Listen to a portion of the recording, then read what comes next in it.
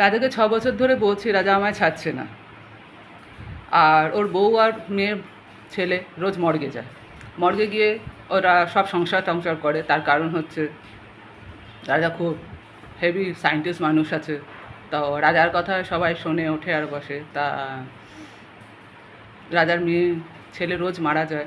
রাজা রোজ শ্রাদ্ধের খাবার খায়। ওদের বাড়িতে রোজ শ্রাদ্ধের রান্না হয়। তা ঠাকুমা দাদু সবাই মিলে শ্রাদ্ধের খাবার আনন্দ করেই খায়। মাও খায়, বাবাও খায়। ছেলে মেয়ের শ্রাদ্ধের খাবার খেতে অসুবিধা হয় না।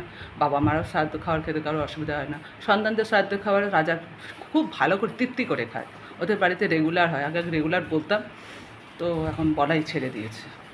তো হচ্ছে এখন হচ্ছে রাজা নিজের মেয়ের শ্রাদ্ধের খাবার কী করে খায়, সন্তানদের শ্রাদ্ধের খাবার কী করে খায় আমি জানি না।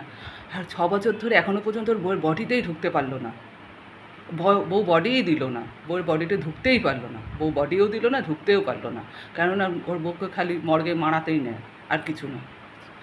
মারানোর জন্য রেখেছে, খালি সোহাগরাত করে, আর কিছু কারণে রাখেনি। এই কারণে আমার বাড়ি থেকে বেরোয় না। কারণটা হচ্ছে ওখানে।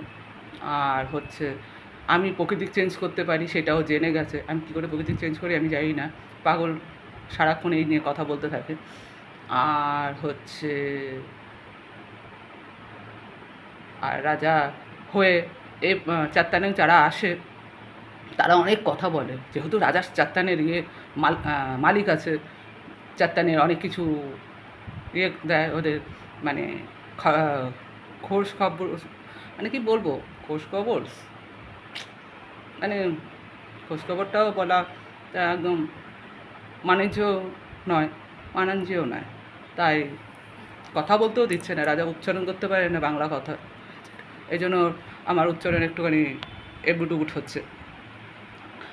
আর হচ্ছে তারা হচ্ছে রাজার একদম ভক্তপ্রত একদম ভক্তপ্রত। রাজাকে কিছু বললে এই পাড়ার লোকেরা খায় খায় খায় খায় খায় করে ওঠে একদম ভক্তপ্রতরা। এই পাড়ার লোকেরা এত ভক্তপ্রত। আর আছে আরও যারা আছে চাত্তান তারা রাজার নামে কিছু বলে খাই খাই খাই খাই করে ওঠে। কিছু বলতেই পারি না রাজাকে, এত ভক্তপ্রত। তার কারণ হচ্ছে টাকা যেতে হয় রাজা মাস গেলে 5,000 টাকা করে। এই কারণে কিছু তো বলতে হবে ভক্তপ্রত্যেক। এই কারণে আমাকে যখন বলবে তখন তোরা ছেঁকে ধরবি, নাহলে কী করে হবে, আমি টাকা কিসের জন্য দেবো।